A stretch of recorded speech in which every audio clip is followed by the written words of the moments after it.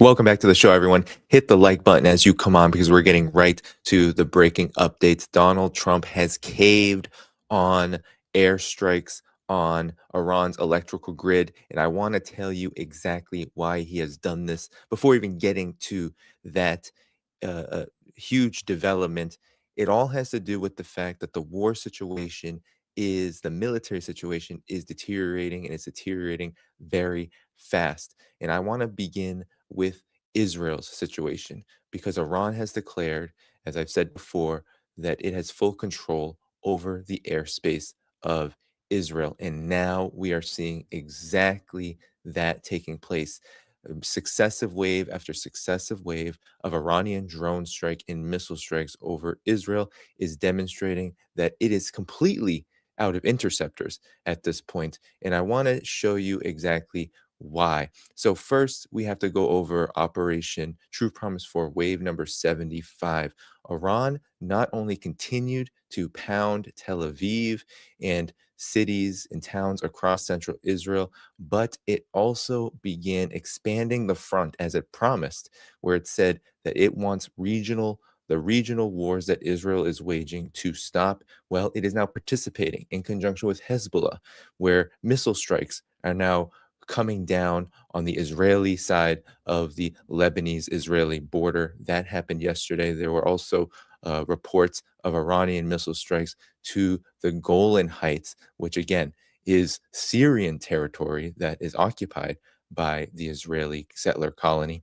And Iran reportedly hit there as well in Operation 74. So again, I'm saying successive wave after successive wave. Operation True Promise 4, wave number 74 happened as well in the last 24 hours, and that hit sites in Tel Aviv, Ramat Gan, Petah Tikva, Holon, all of these cities and towns in the settler colony ended up under missile fire in the last 24 hours. And here you can see, okay, I'm not going to play the video because it might mess with my connection where I am, but I took this image because all across the videos you see of Iran using its Karamshar 4, which is a hypersonic missile that can go Mach 8 to Mach 10. It can travel over 2,000 kilometers. It's solid fuel. It is a huge payload. Again, they're only using 1 ton or more missiles in terms of weight.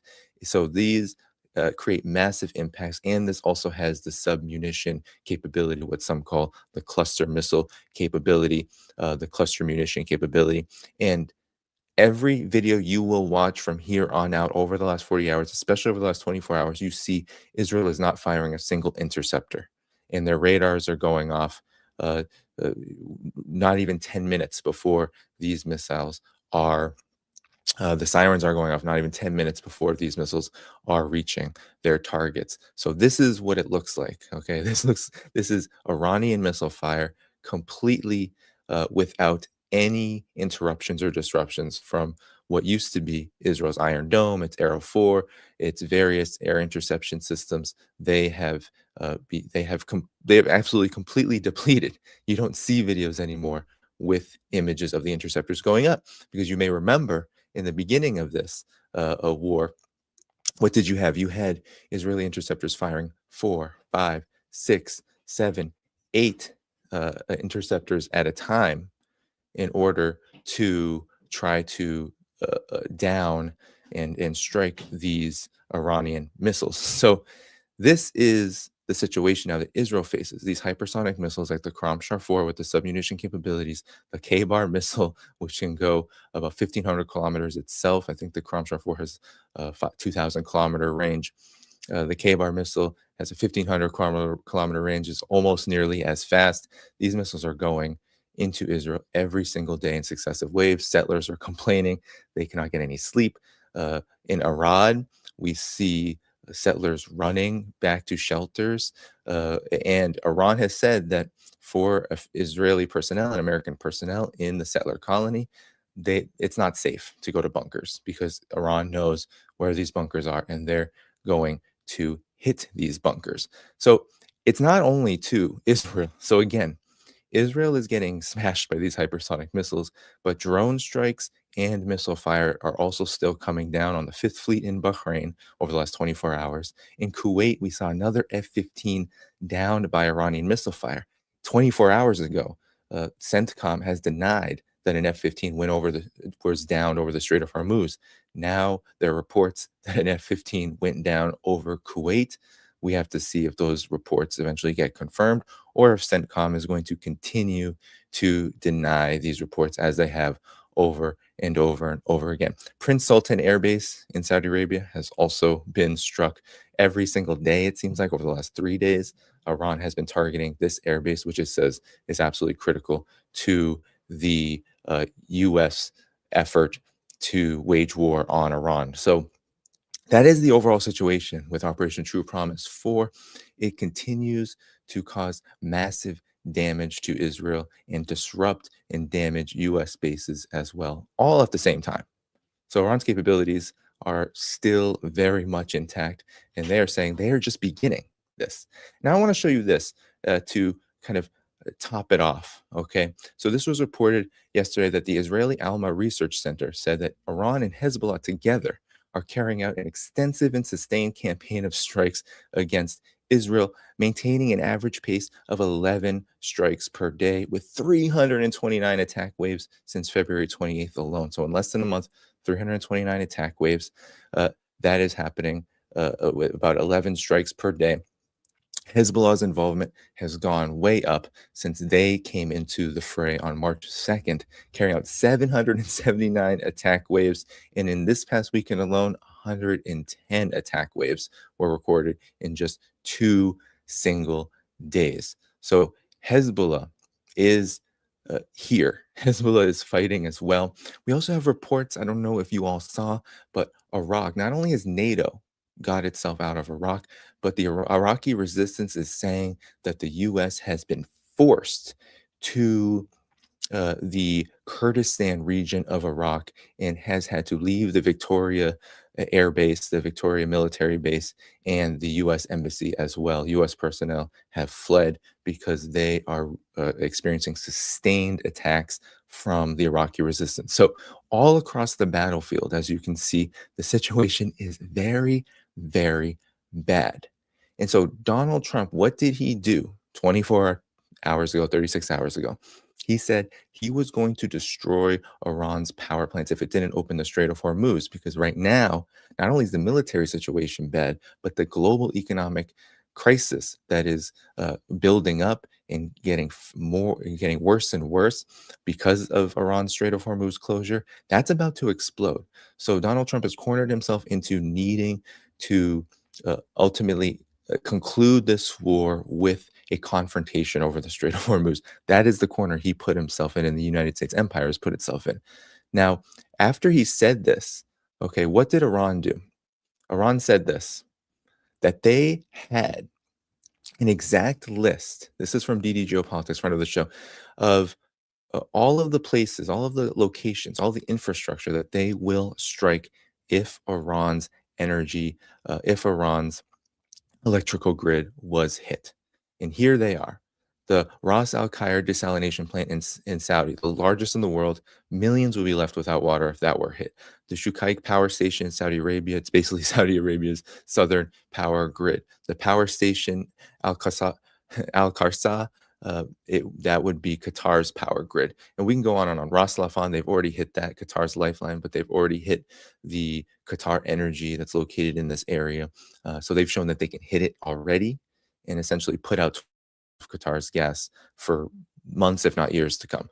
So over and over, you see the UAE nuclear power station, the water supply, desalination plant that they depend on. And look, in Bahrain, they have 60% dependency on desalination over and over. In Kuwait, 90%, 90% dependency on desalination, and 40% of Qatar's electricity alone is in one location, the power station Samra. So again, this is the whole list of where Iran has said it will hit if the United States and Israel tried to destroy Iran's power grid, which, mind you, the biggest power grid alone in Iran only supplies 2.9% of its electricity. So there is major problems with this. There were major problems from the very beginning with this threat, but it's all because he's making these threats because he is running out, and the United States empire is running out of ways it can try to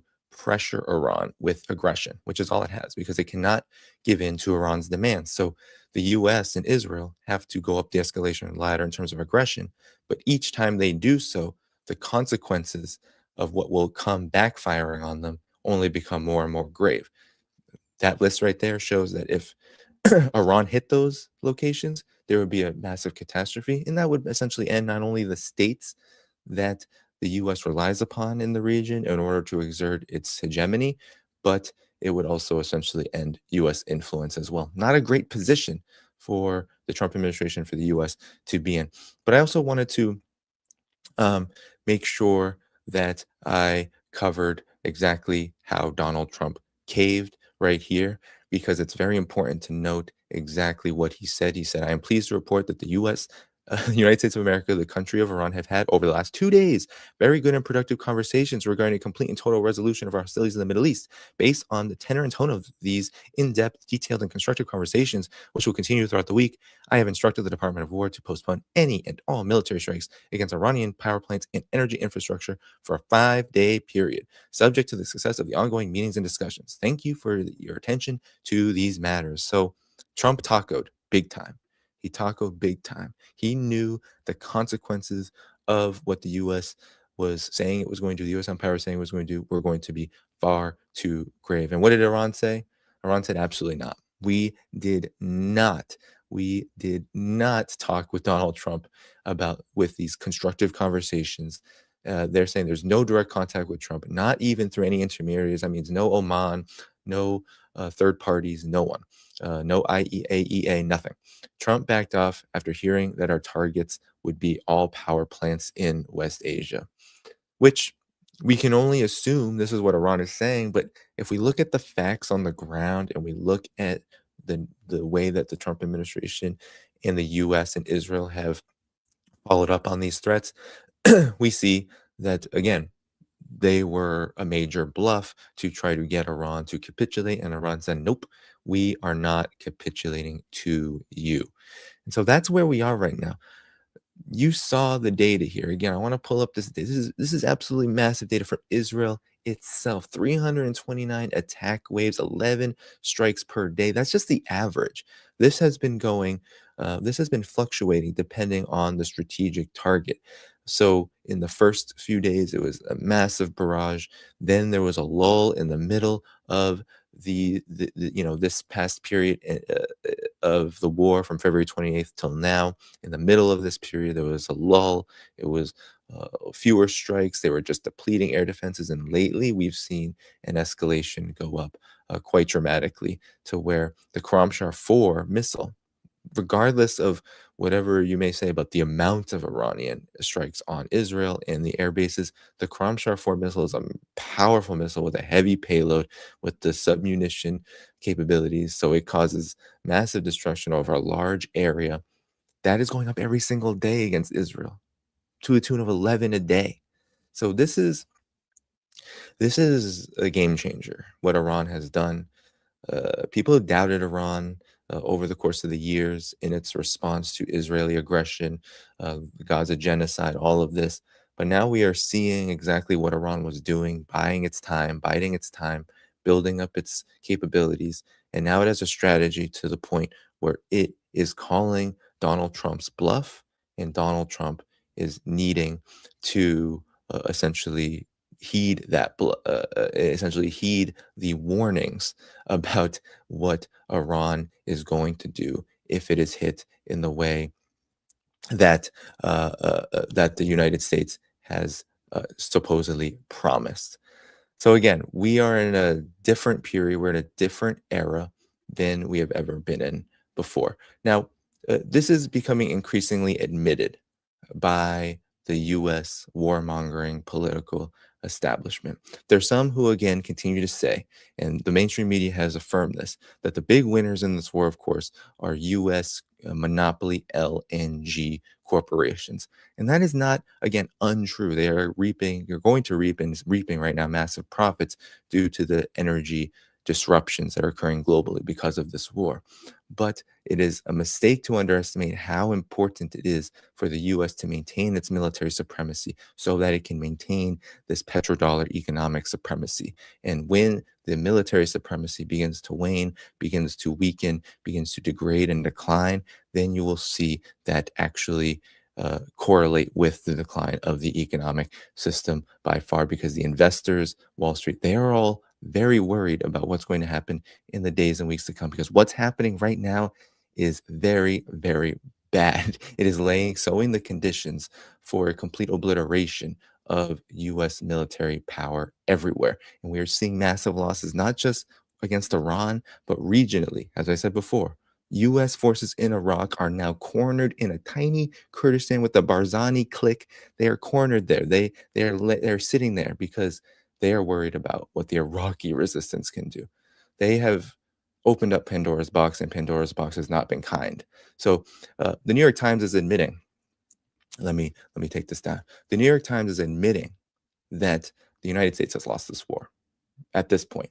Right? So if we take it today, as of this stream, the U.S. has lost this war with all that is happening with Iranian missile strikes and drone strikes on U.S. bases, on F-15s. The F-35 is down, and now you have the situation where Israel is defenseless.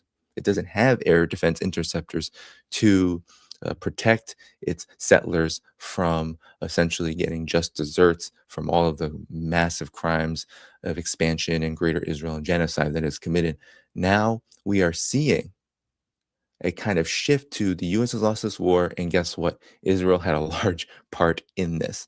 Now, these are just reports from the New York Times, and there is an effort to try to play blame game in many instances when it comes to who is responsible for this war and why, who is responsible for the fact that this war is being lost. And so, in this report by the New York Times, which just released, they are saying that Israel, through Mossad, gave the Trump administration information that a rebellion inside of Iran was guaranteed, even with the suppression of the protests that happened long before, into late 2025, early 2026. Even with the suppression of those protests, quote unquote, the riots that killed thousands of civilians, even with those being destroyed by Iran, there would still be a rebellion strong enough if the US attacked Iran's government, if it overthrew the government by decapitating it, which is what the United States did. If it did this, the United States, Donald Trump, then it would win. Eventually, these forces would take power. So that was the information Donald Trump was fed by Mossad. And what this article says then is that Steve Witkoff, Marco Rubio, no one in his cabinet opposed this. And actually, J.D. Vance himself, while he was cautious, he didn't advise Donald Trump directly to not do this. So again, there's a lot of blame being shifted, but ultimately what we see is, and this is my assessment, the U.S. and Israel came together, and Mossad, whoever within Israel's warmongering political establishment, they came together, they deliberated on this war, and essentially all of them said yes. And now the mainstream media is saying that there are limits to the fact that everybody in Trump's cabinet are just yes people. Tulsi Gabbard, JD Vance, they're all yes people, and we're seeing the limits of that, they're saying. But ultimately, this was an agreement. They all agreed on a miscalculation. They all agreed that yes, U.S. military power, if it hit Iran hard enough, if it decapitated its leaders, if it sowed distrust and a lack of faith in the power of the government to protect Iranians, that Iranians would say, well, we just need now the United States and Israel to install whoever they want so they can take control of the country and therefore take control over the key of Asia, Eurasia, therefore isolate Russia and China further, therefore bring us democracy, and really would be massive instability. That is what the calculation was, right? They had all these massive objectives. Israel wants greater Israel unchecked. They want to be sure that they don't have Iran, this massively powerful independent country, supporting the axis of resistance, so they can keep on going with Lebanon. They can keep on going all across the region, occupying more of Syria, etc. They can continue to raise Palestine without any challenge. That's what they wanted. Um, and then, of course, the United States, what did they want? Well, they want Iran as a thorn in the side of the unipolar order of unfettered, like, right? We have these LNG monopolies, we have Wall Street, military industrial complex, unfettered challenge, right? No challenges to any of that. They wanted Iran gone. And of course, in order to get to Russia and China, but all of that is backfired. All of that is now moot. And they're just admitting this now in a way that helps with plausible deniability. Israel, Israel, Israel, Israel. And you even get this, mind you. Look at these. Look at this report. This is from the Huffington Post, paraphrased in a tweet. All right. So the Huffington Post published this about U.S. troops, which I can't corroborate. I can't say this is exactly why this is happening, but we know that what the Huffington Post is saying is that U.S. troops are having a sinking morale all across the region. This is playing a role in all of this, right? Trump is caving because of this. Morale among U.S. troops is sinking to a new low as Trump's attempted blitzkrieg in the Persian Gulf turns into a bloody and costly quagmire. Successful Iranian attacks on U.S. bases in the Middle East have shattered U.S. troops' confidence. One U.S. military official lamented that a ground operation against Iran would be an absolute disaster, pointing to the Pentagon's inability to protect its own assets in the region. Many U.S. personnel are increasingly reluctant to do Netanyahu's bidding instead of serving their own country. Quote, I'm hearing out of service members, end quote, in the words, we do not want to die for Israel. We do not want to die for political.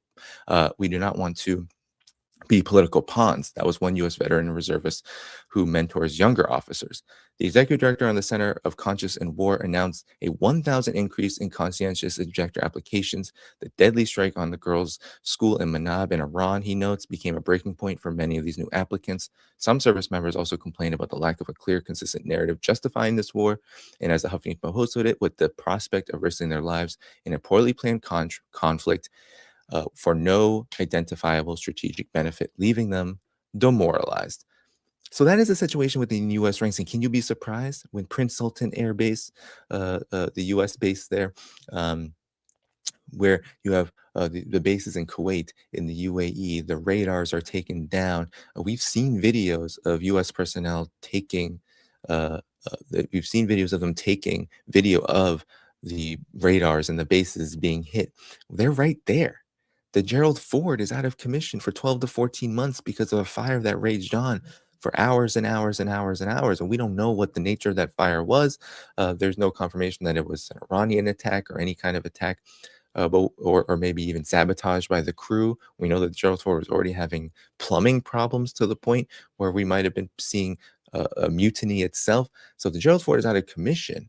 And we know that all across the region, U.S. personnel are feeling a lack of morale. And look, when I was in Vietnam in 2023 with veterans, I knew someone who had a son who was in the U.S. Navy, and they were thinking of deploying to the Mediterranean at that time during the height of the genocide in Gaza when it first began. And I can tell you, he was saying that he was hearing that even at that time, there was low morale. There was fear that if Iran got involved in a conflict in 2023, that they were scared for their lives. So you don't think that they're scared for their lives right now? U.S. personnel have died. We don't know. We don't know exactly how many. I think they said something like 14, 15, 17. I don't know. It's within that range. But there have been hundreds injured. Israel has faced far more casualties, perhaps over 1,000 according to Iran, but at least 4,000 plus injured. They're seeing this, and they can't take hits like that. They can't take hits like that. The Israeli settlers, the U.S. military, they can't, because what seeing an F-35 down does, a KC-135 down does, the F-15s down does, what that does is it shows that now you are not holding such a superior advantage over your so-called adversary, so you can prevent any risk to yourself. And that is how the U.S. empire behaves. The United States empire behaves on the assumption that it is exceptional and that it has the capacity to destroy anything in its wake, dominate anyone and any state in its wake, and be able to do that without consequences that are measurable and significant. right? So some are saying, okay, well, they can take the military humiliation for the gas profits and all of this. And I just don't agree with that assertion because that assumes that these two things are not massively connected and that Wall Street investors and all of this operate on a system that isn't built on just massive exploitation. And when that system gets disrupted, they begin to panic and then they create massive crises for themselves. So with Israel being out of interceptors, with Hezbollah, with Iran coordinating strikes together, what we are seeing is the emergence of a massive military defeat where Donald Trump's administration now has to wonder how it's going to fix this situation, a situation that's unfixable. How is it going to reopen the Strait of Hormuz, which is exactly what the United States continues to call on, right? The United States wants the Strait of Hormuz reopened. Okay. They want to reopen. Why?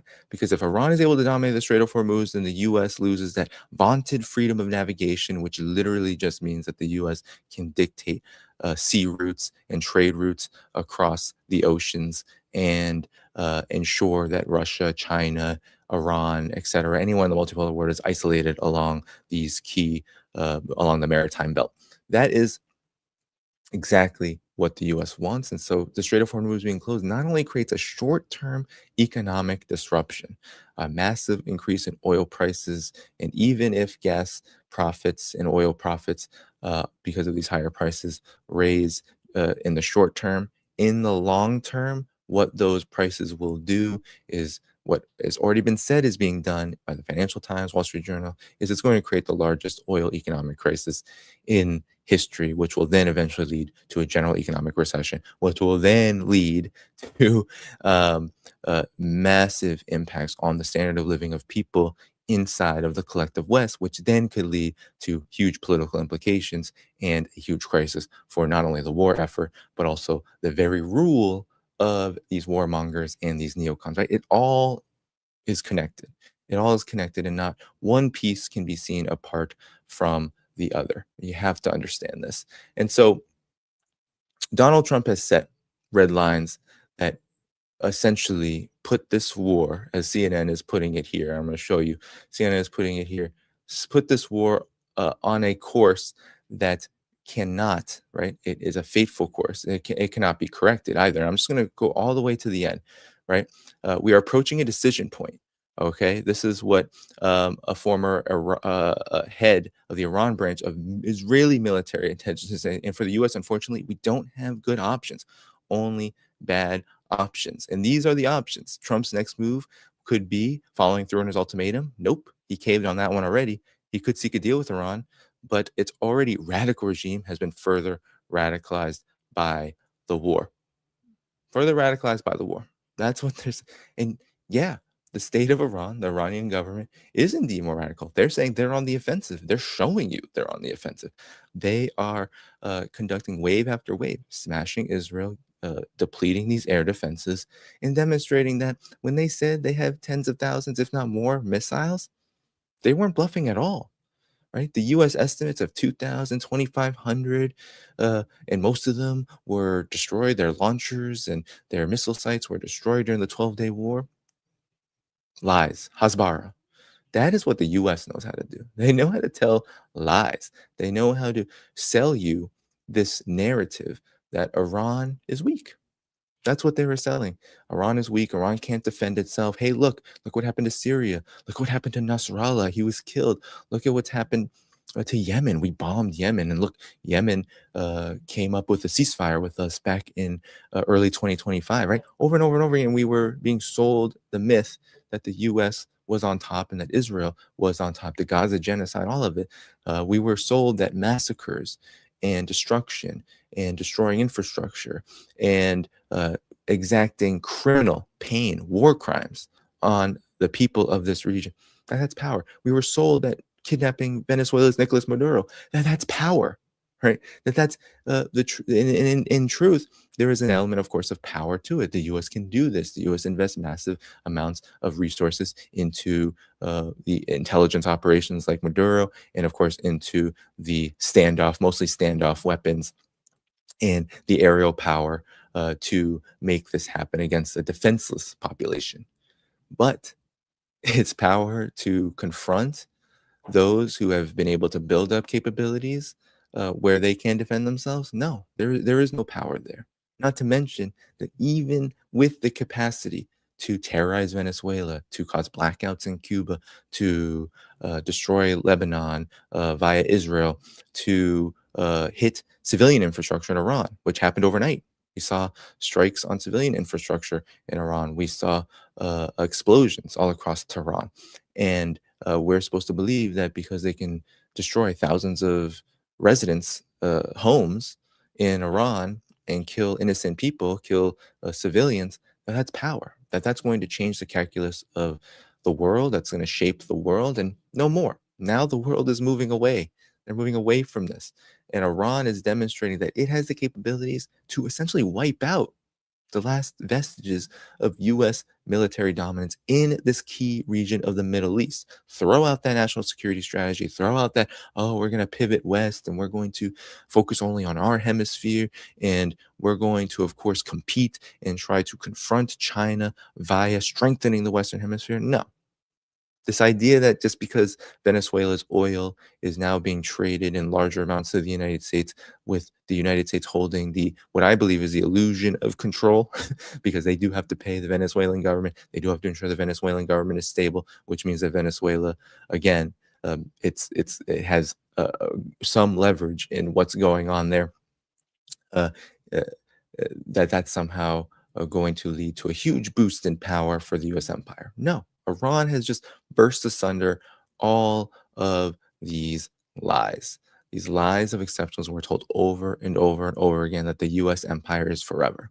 If the United States empire, if the warmongers, lineons keep going in this direction, we're going to see the opposite effect dramatically become more dramatically visible with each and every passing day, week, month. And if this goes on into years, you can forget about Russia. You can forget about China, especially. Forget about it. People are worried that this is going to hurt China. China and Iran's cooperation working out just fine right now. Massive amounts of oil exports from Iran to China over this war period. China has years worth of oil reserves. China has renewable energy far beyond anywhere else in the world. It dominates that sector both domestically in its internal development and on the larger market. If it speeds up renewable energy development because of this massive energy crisis, the world will say, give me more.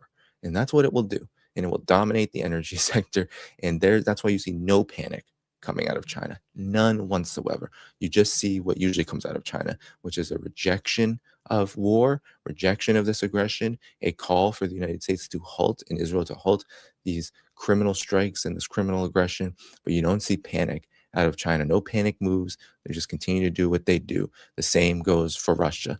They're watching on with this war. They're watching the United States and Israel do what Napoleon essentially said centuries ago. What did he say? He said, never interrupt your enemy when it's making a mistake. And the United States is making the most massive mistake, maybe in its history, when it comes to war. Because we can go back to wars like Vietnam, Korea, Afghanistan, the war on terror, and say, okay, those were mistakes because they backfired and they lost. But they had specific objectives, right?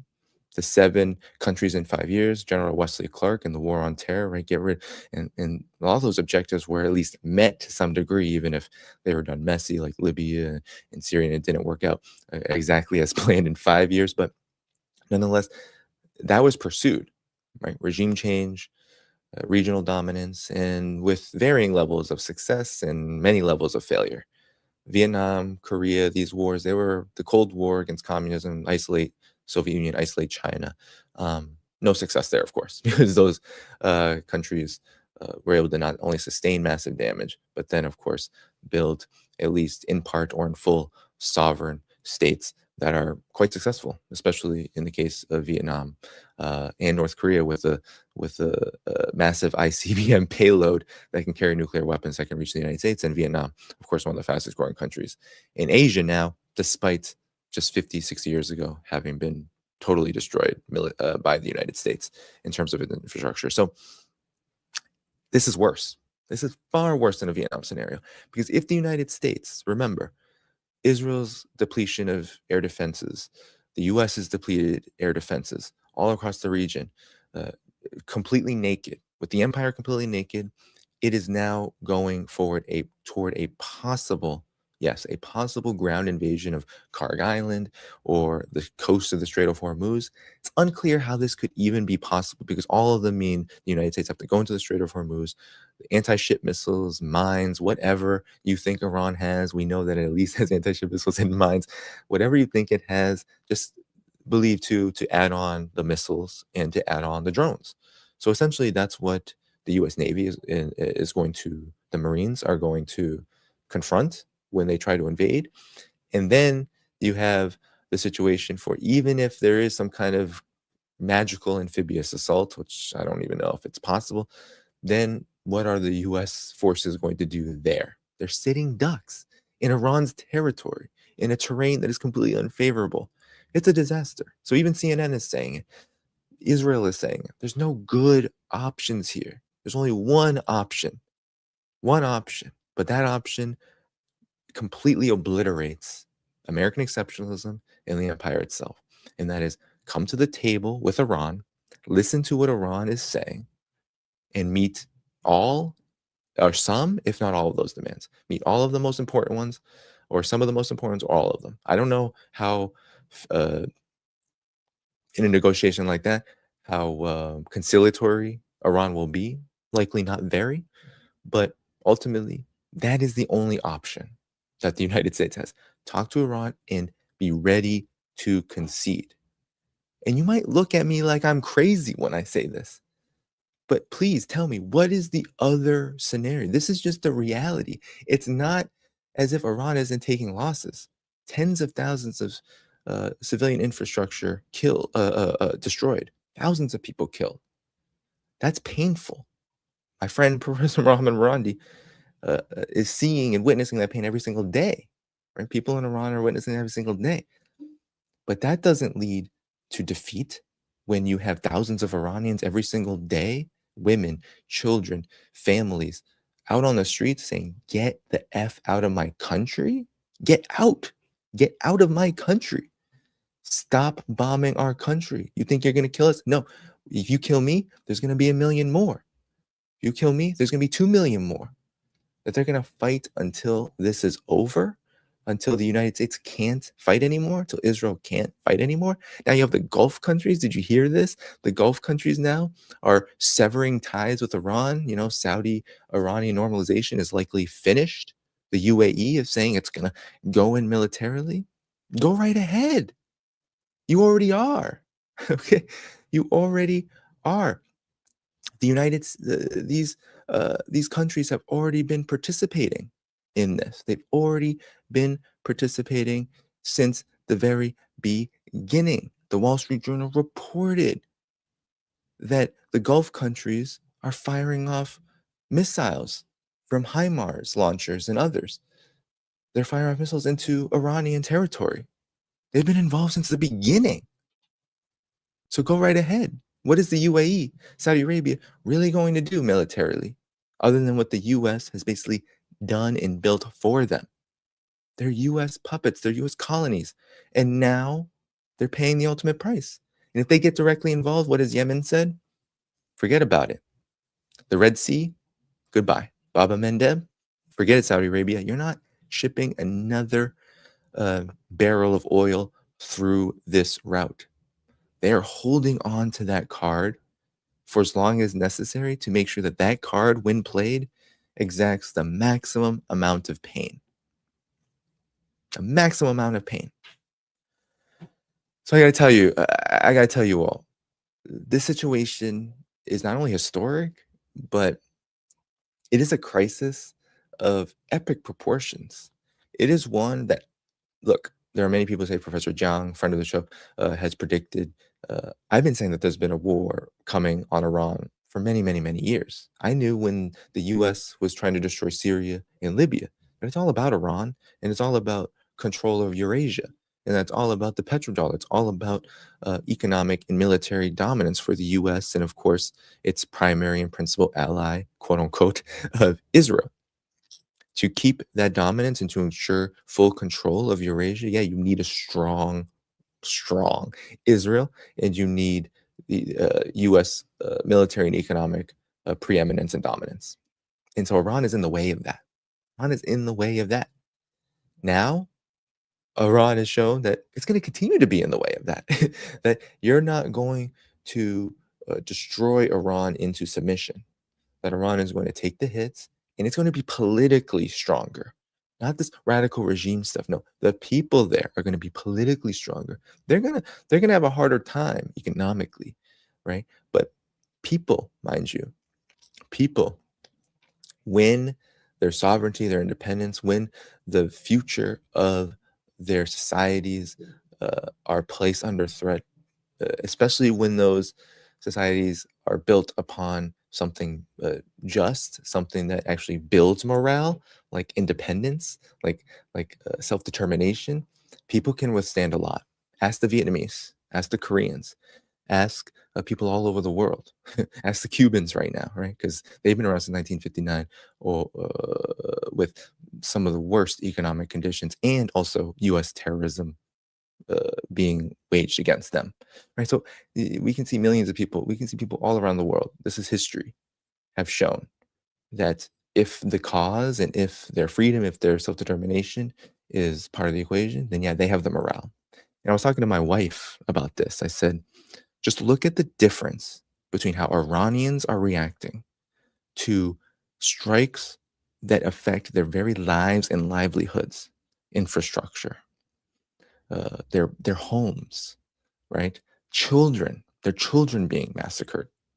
Look at how they are reacting to that versus how Israel is reacting to Iran every single day, every few hours per day, especially at the most prime time hours, launching waves against military targets, which then are, of course, having which are having settler impacts because Israel's a very tiny entity that essentially has all of its military arsenal. I told you about Dimona. Dimona is just a military site. If there are any residents there, they're all either connected to the nuclear shady program that they have going on over there, helping sustain their nuclear weapons program, or they're directly involved. So there really is no separation between the Israeli military state and the so-called settler civilians. There's no separation. If you're there, if you're living there on Palestinian land, there is, of course, mandatory military service, reservist service. But if you're living there, you're most likely, especially in Dimona, you're most likely involved. So Iran is hitting military targets, and look how Israelis are reacting. They're running in the streets. They're panicking. Every siren that goes off, they're rushing into or attempt to rush into a bunker. Look at Netanyahu. He's not dead. Okay, I was wondering if he was dead in a prior program. He may not be dead, but he is the leader of what he is calling a global power. And where is he? He's constantly hiding. He just canceled the meeting he was supposed to have in Hungary. He's hiding. He's hiding every single minute of every single day. Iran has said that they have intelligence over all Israeli personnel are, and he is scared. He is scared for his life, and he does not care 1 ounce about Israelis themselves, not even the settlers. He doesn't even care about them. But this is how US elites, this is how Israelis elites, this is how they think. They only think about themselves and their interests.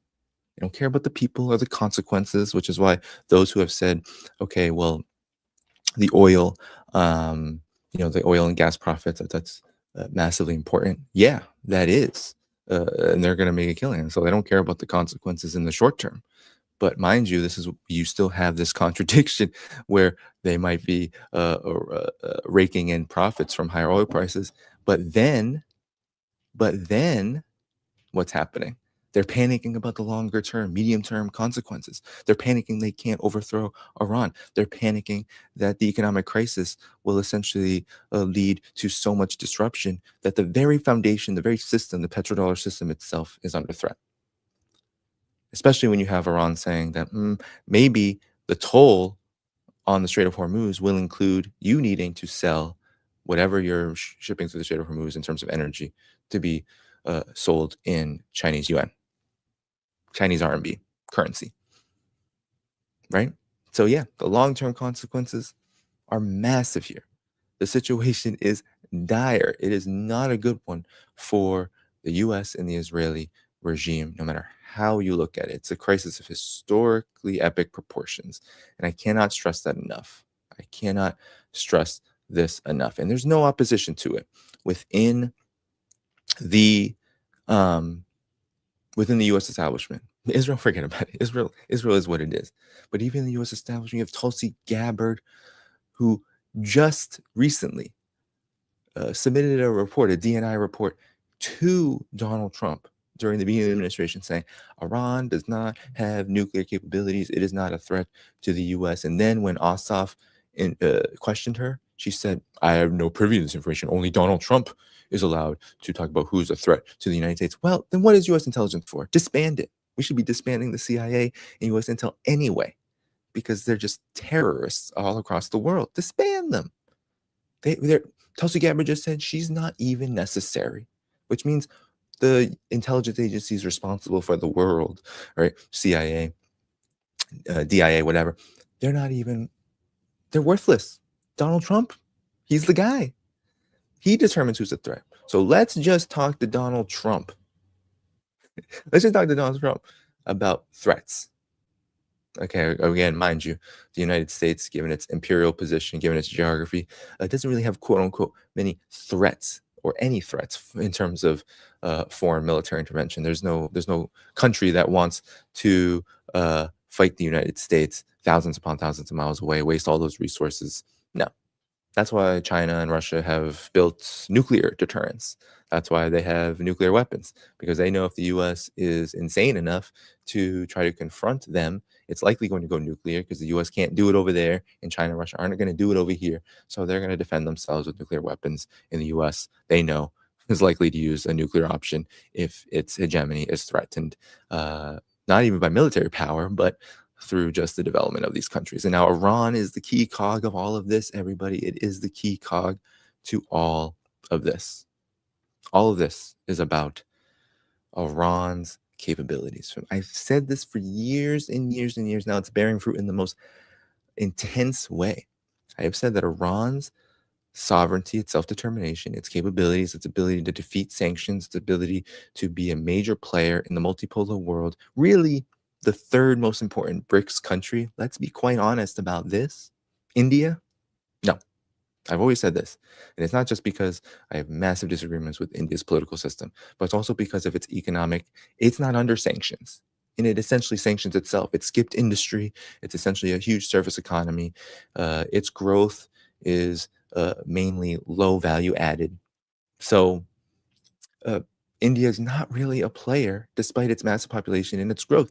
So Iran is playing such a historically significant political role that Iran is really the third most important BRICS country, because if Iran goes, then yeah, the world situation becomes less favorable to Russia and China. Although I don't think it would be a massive game changer, right? I think those two countries have capabilities of themselves militarily, economically to weather these kind of storms. But life will get harder, especially on the political front, geopolitical front, the world front, to be able to build this world. Yeah, if Iran falls, the multipolar world is slowed down. It is arrested to a certain degree, because it's 90 plus million people who are staunchly fervent about their sovereignty. Staunchly, they're fervent about their sovereignty. And they have a vision very similar to Iran and China of a more just world order where sanctions and military threats and aggression are not how humans develop and organize themselves, that they're not just bandied about and led around by elites to either be slaughtered or live miserable lives, which is what the collective West is, right? You either go and get slaughtered, or slaughter others, right? Participate in this military machine, or you live a half life, you know.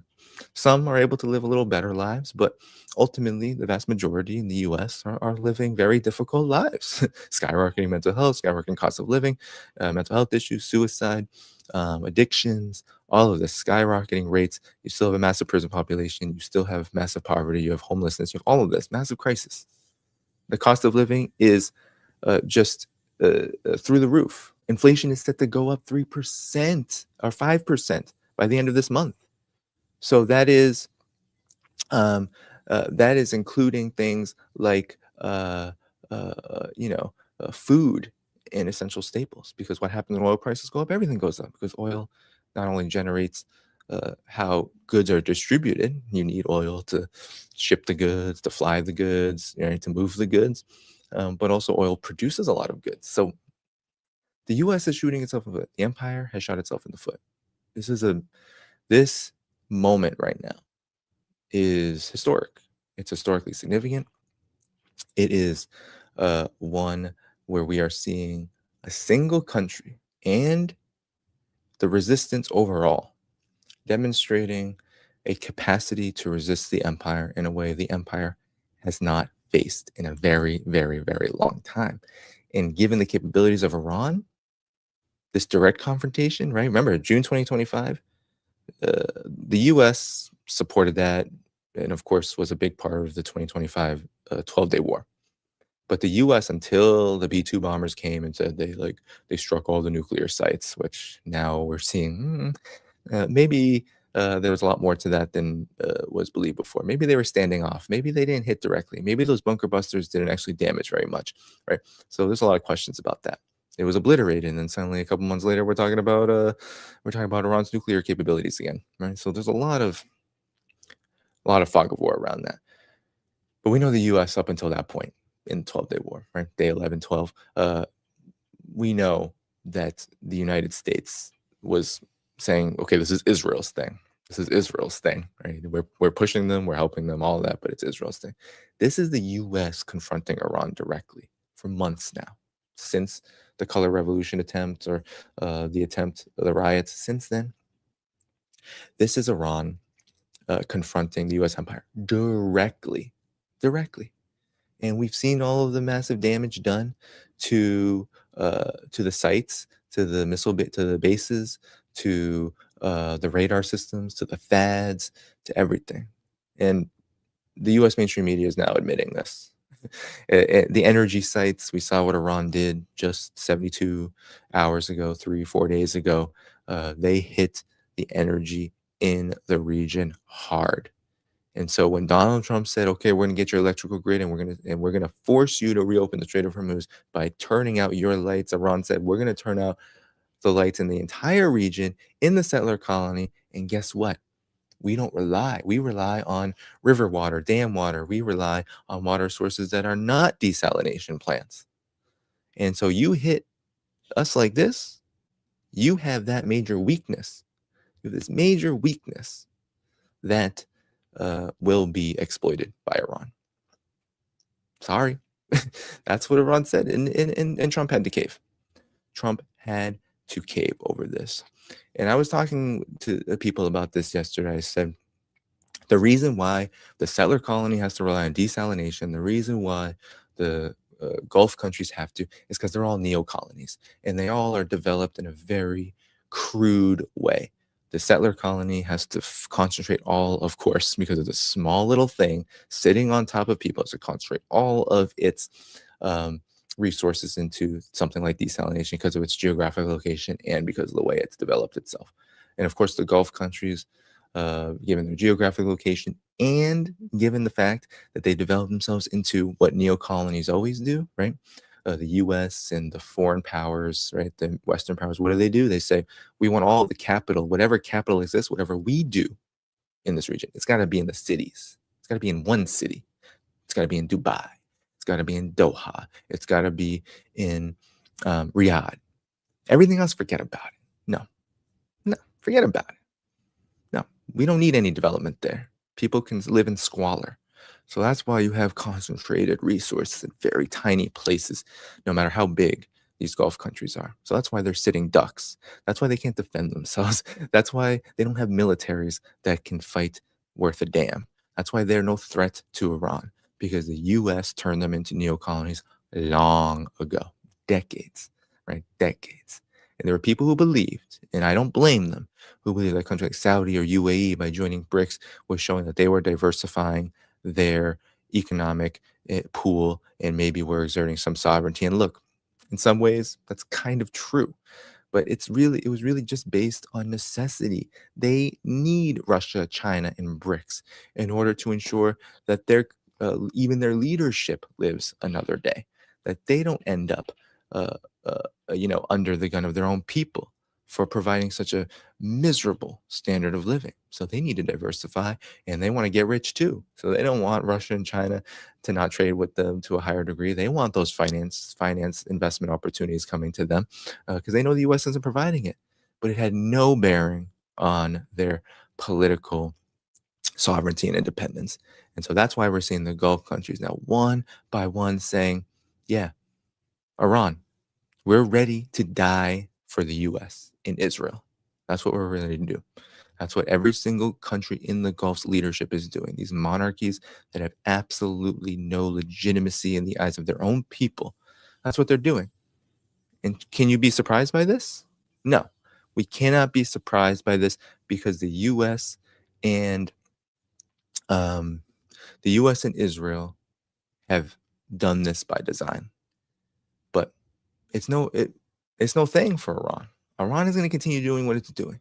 And we're going to continue to provide updates about what Iran is doing, and of course what has happening in this war, because that is what is being stripped from us. We are being stripped from the reality of the situation. How many days in this war have we been told that Iran's capabilities are about to be out? Right? This was supposed to last 3 or 4 days, and then after that period, what did the U.S. and Israel say?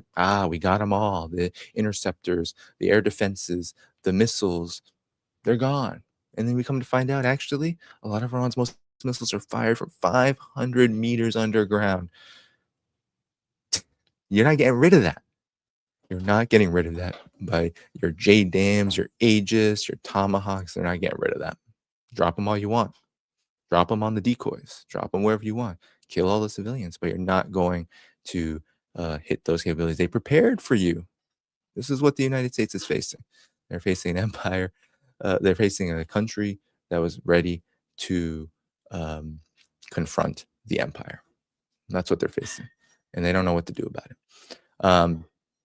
Without further ado, everyone, these daily updates will continue every single day. I want to thank everyone who gave memberships and who sent a super chat and a super sticker.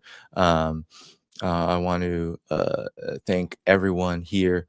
Thanks, everything you say is on target. We appreciate it. Thank you so much.